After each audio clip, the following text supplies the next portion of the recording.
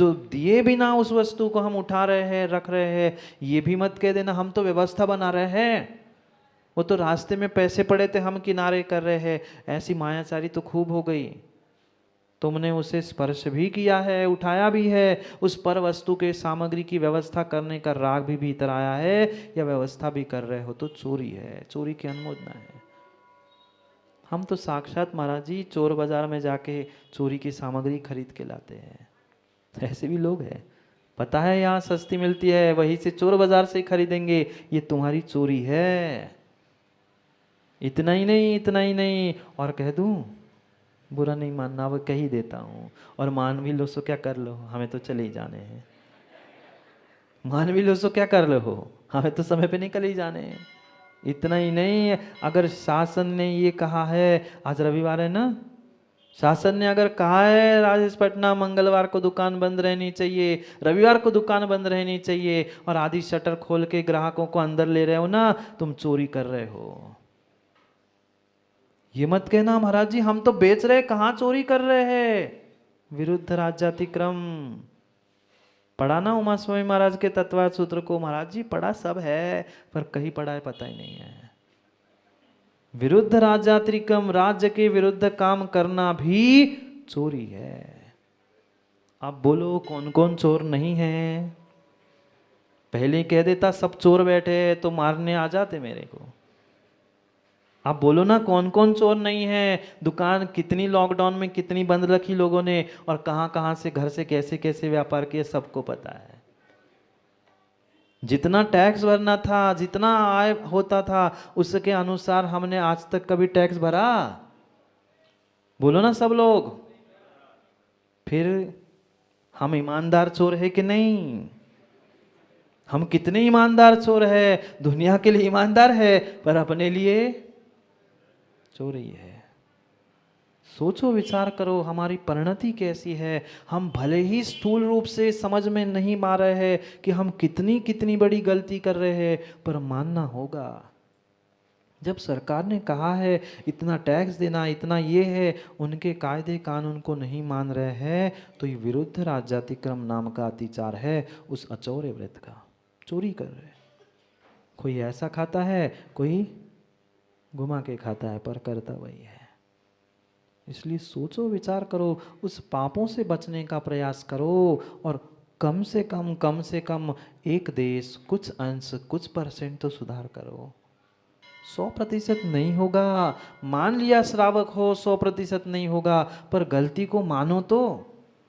ये तो स्वीकार कर लो कि हाँ मैं गलती कर रहा हूँ, कल सुधारूंगा, परसों सुधारूंगा, जब सुधार होगा तब सुधार होगा, पर मानना तो पड़ेगा।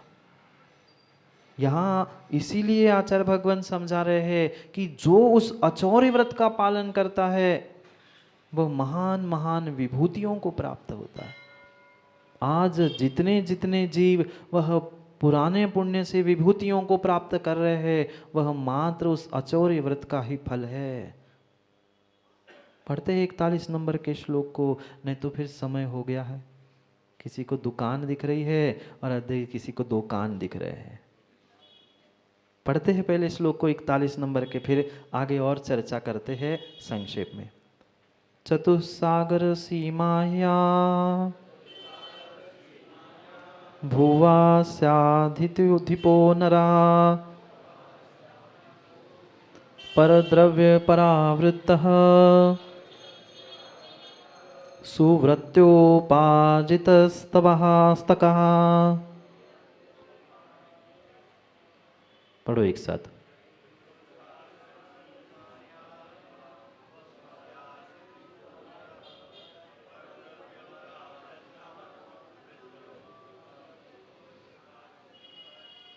नरहा, हे नर, हे नर, हे पुरुष, क्या कर? पर द्रव्य से परावृत्त, जो पर द्रव्य है लोष्ठ समान, पत्थर समान, पाषाण समान, उससे परावृत्त हो जाओ, उससे अपनी दृष्टि को दूर कर दो।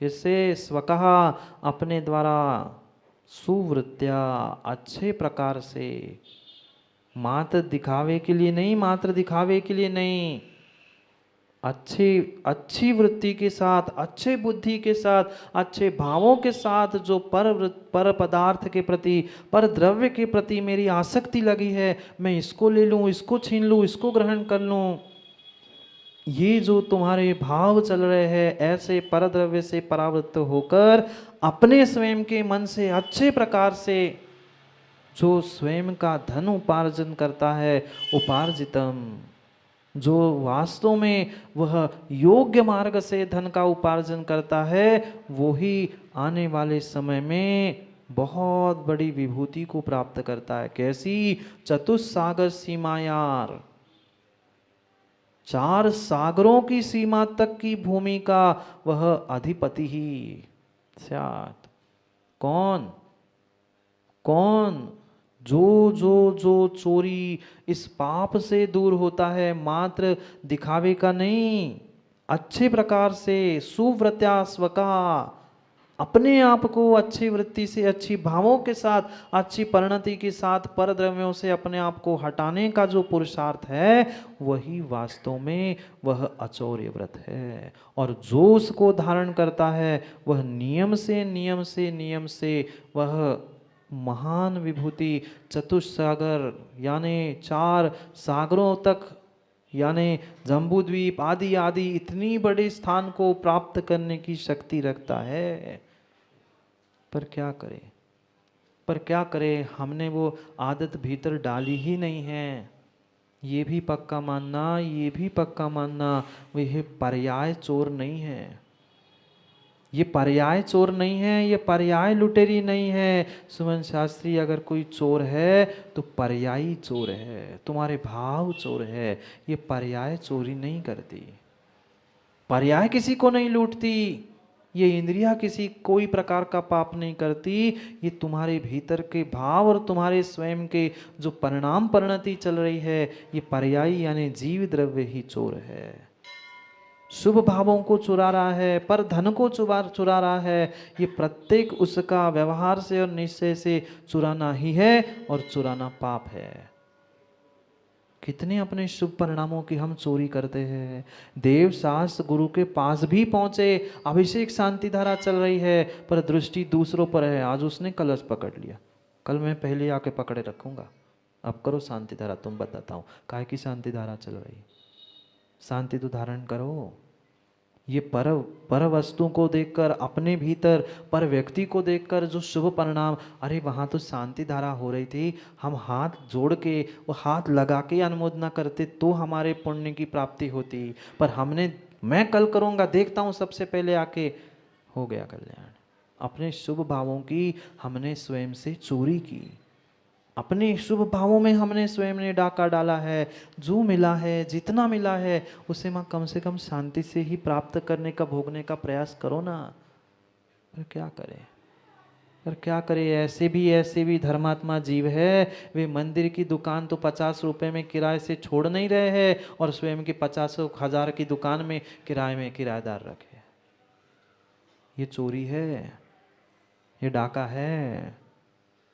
सोचो, विचार करो, बेचारे निर्माल्य का भी सेवन कर रहे, चोरी भी कर रहे और डाका भी डाल रहे। इसलिए विचार करके, निर्णय करके हमें परिणाम अपने सुधारने की आवश्यकता है। जो उस अचौर्य व्रत को धारण करता है, वो महान विभूति को प्राप्त करता है। सोचो तो, एक क्षण तो सोचो, वे धरती के देवता कितने महान हैं, कितने महान है वे दिगंबर तपोधन, दिगंबर मुनिराज। वह एक के कमंडल का प्रयोग दूसरा नहीं करता, दूसरे के कमंडल के पानी का प्रयोग कोई मुनिराज एक दूसरे के कमंडल पीछे भी प्रयोग नहीं कर। अगर क्वचित कदाचित कभी करना पड़ा तो पहले पूछते हैं, फिर प्रयोग करते हैं। श्रावकों के लिए मिट्टी और पानी की छूट है, वो बिना पूछे प्रयोग कर सकता है सार्वजनिक स्थान की, पर मुनिराज वो भी बिना पूछे नहीं लगाते हाथ। धन्य है उनकी परिणति, धन्य है उनकी परिणति। कितनी कितनी भीतर की परिणामों की उपशमना होगी कि जिसके निमित्त से वे पर वस्तु पे दृष्टि क्या, पर वस्तु को छूते भी नहीं है बिना कहे। अगर कोई आके टेबल पे कुछ रख गया और उसने ये नहीं बताया है कि ये आपके प्रयोग के लिए है। अगर ऐसा बिना कहे भी कुछ सामग्री रखी है तो मुनिराज उसका प्रयोग भी नहीं करते, नहीं करते। ये परिणति होती है वे सच्चे दिगंबर मुनिराजों की, सच्चे दिगंबर उन त्यागी व्रतियों की।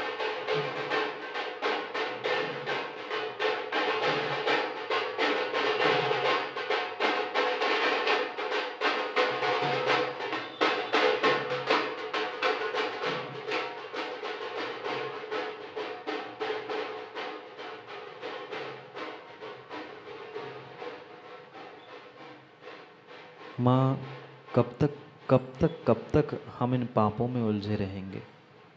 कभी ना कभी हमें निर्णय करना पड़ेगा।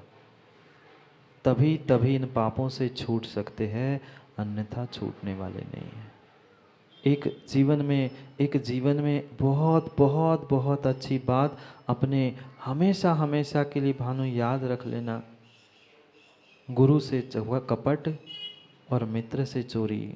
संजय भाई, गुरु से कपट और मित्र से चोरी, या हो निर्धन या हो कोड़ी।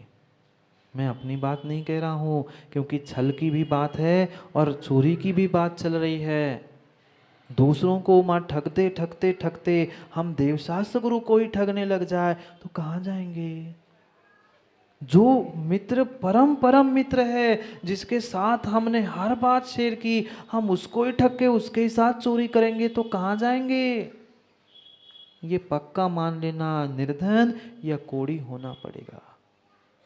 मत करो किसी गुरु से, किसी भगवान से, किसी जिनवाणी के साथ छल मत करो। किसी मित्र के साथ तुम चोरी कपट छल, ये आज नहीं तो कल फलीभूत होगा, पक्का होगा। इसलिए कम से कम हम देव शास्त्र गुरु के चरणों में ही माँ छल कपट ना करें। नहीं करते ना आप? बोलो ना, नहीं करते। अभी सभी ऐसे करने लग जाएंगे 2 मिनट में। नहीं कह रहा हूँ, पर अपने आप विचार करो। बैठे पूजा करने के लिए थे और इधर ऐसा कर रहे, छल नहीं है क्या? मेरे शुभ भावों की चोरी नहीं है, शुभ परिणति की चोरी नहीं है। मैंने छल भी किया, चोरी भी की। चोरी के पीछे ही छल होता है और छल से ही चोरी होती है। इसलिए मत करो किसी से छल, मत करो किसी की चोरी। क्योंकि दूसरों के प्राणों को अगर छीनने में हिंसा है तो दूसरों के धन को भी छीनना हिंसा है। मत छीनो। सर्पिणी कह रहे हैं, सर्पिणी जैसे मांस भक्षण करने वाला कह रहे हैं, जो दूसरे के धन को देखकर चुराने के भाव करता है। शुभचंद्र स्वामी कह रहे हैं, मेरे से लड़ने मत आना। मैं तो कुछ नहीं कहता हूँ अध्यक्ष जी, जो यहाँ लिखा होता है वो मैं कह देता हूँ। फिर किसी की बुरी लग जाए तो क्षमा कर देना, नहीं कर पाओ तो नहीं करना, पर यह आगम में लिखा है। परम सत्य तो यही है। मैं तो इसके बाहर बोलता ही नहीं हूँ, जो है सो आगम में लिखा है। और तभी तो प्रकाश चंद जी अपनी बात सुनने में अच्छा लगता है, क्योंकि बाहर की बातें तो कई सुनी, और माँ वे टीवी मोबाइल में तो दुनिया की सब बातें देख ही लेते हो और सुन ही लेते हो, पर भीतर की और अपनी बात समझने में जो आनंद आता है वो बाहर नहीं आता। आनंद नहीं आ रहा? आनंद नहीं आ रहा? आनंद आ रहा है। और जहाँ आनंद आता है वह आनंद छोड़ के कोई जाता है क्या? फिर भी जाना है दुकान में, फिर भी जाना है पाप करने के लिए। सोचो, विचार करो, हम अपनी स्वयं की गलती का एहसास करें और सुधार करें। कितने कितने महाभाग्यशाली हो आप लोग, कितने महाभाग्यशाली हो आप सभी लोग कि देखना, वह भले ही वह 4 दिन सही, क्यों मंत्री जी, 4 दिन सही, पर लोगों को 1 घंटा मिलना मुश्किल होता है, और वहाँ आपको अनायास बहुत बहुत संक्षेप प्रयास में वह 4 महीने का छोटा सा प्रतीक रूप 4 दिन 4 आराधना का प्रतीक जो आपको प्राप्त हुआ, वह बाहुबली नगर वाले वास्तव में सौभाग्यशाली। कितना कितना बड़ा सौभाग्य है, आपने बिना कुछ किए ही इस भवन का, मंत्री जी काम ही है अपने, बिना कुछ कहे बिना कुछ किए ही बस गुरु को विराजमान कर लिया और जिनवाणी का व्याख्यान हो गया। अब अपने आप ही इस भवन का उद्घाटन हो ही गया है, वह अपने आप में ही एक अद्भुत कार्य हो गया।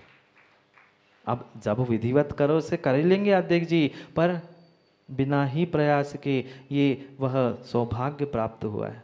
ऐसा ही होता है। वह एक भागीरथ ने अकेले ने मेहनत की थी गंगा को उतारने का, और पूरे पूरे देश को, भले ही लौकिक कथा है, कहानी आगम की नहीं है, पर जैसे वहाँ कहा गया कि एक पुरुषार्थ करता है और पूरे देश को वह गंगा का पानी मिला, ऐसे ही वहाँ गंगा का पानी भी वह पुरुषार्थ करने वाला इक्के दुक्के दो चार हो सकते हैं, पर वह लाभ जो सबको मिला, इस लाभ से ही जीवन का लोभ मिटाना है। नहीं तो लाभ से और लोभ लग जाए, लाभ से अपने जीवन के उस लोभ को मिटाते हुए यही पंक्ति जो भगवान के सामने माँ दोहराते हैं, परधन वनिता परन लुभाऊं संतोषामृत पिया करो, उसको जीवन में भी उतारने का प्रयास करना। जो पूरे वह एक एक बालक से लेकर अबाल वृद्धों ने जो 4 दिन तक मुनि संघों की, क्योंकि बाकी तो आप सब जानते ही है, आने वाले समय में जो उन संस्कारों को प्राप्त करना चाहते हैं वह पक्का मान लेना कि जिसके जीवन में संस्कार नहीं है उसके जीवन का कोई महाकार नहीं। इसलिए उस संस्कारों को प्राप्त करने के लिए अगले स्थान पर, अगले स्टेशन पे, क्योंकि यात्रा है, ये जीवन भी एक यात्रा ही है, अनेक पड़ावों के साथ एक स्थान से दूसरे, दूसरे से तीसरे, ऐसे अनेक स्थानों से घूमते घामते हमें अपने मंजिल तक पहुंचना है। मंजिल पर पहुंचने के लिए जो ये बीच के अनेक अनेक पड़ाव है, उन पड़ावों को समझते हुए अपने जीवन को संस्कारित करने का पुरुषार्थ करना। माँ, अगर आप अपने बच्चों को आप वास्तव में राम और महावीर जैसा देखना चाहते हो तो पहले त्रिशला और दशरथ जैसे बनना भी सीख लेना। हम ही अगर कैकरी मंत्रा बन जाएंगे तो कैसे आपके बेटे राम और महावीर बन पाएंगे। इसलिए स्वयं भी संस्कारित हो और आने वाली पीढ़ी को भी संस्कार देने का प्रयास करो, क्योंकि संस्कारों के बिना आकार नहीं है। समझेंगे पुनः अभी समय पे, दोपहर में भी, और अभी जो थोड़े बहुत और इस चतुर्मास के शेष दिन बचे हैं उसका भी पुनः आनंद लेना करेंगे पुनः समय पर। सबके लिए यही बहुत बहुत बहुत बहुत यही आशीष है अध्यक्ष जी कि जो आपकी पूरी टीम, कमेटी, सबने जो देवशास्त्र गुरु के प्रति समर्पण के भावों के साथ जो जो कार्य किया है वह वास्तव में ऐसा ही कार्य हमेशा ही करते रहना, क्योंकि ये नमोकार का ही एक रहस्यपूर्ण सूत्र है, नमो लोए सब साहुणम। इसलिए उस सूत्र को जीवन में उतारते हुए चोरी से बच के महाफल को प्राप्त करेंगे, क्योंकि समय पे किया गया काम समय को दिलाता है। बोली भगवान महावीर स्वामी की।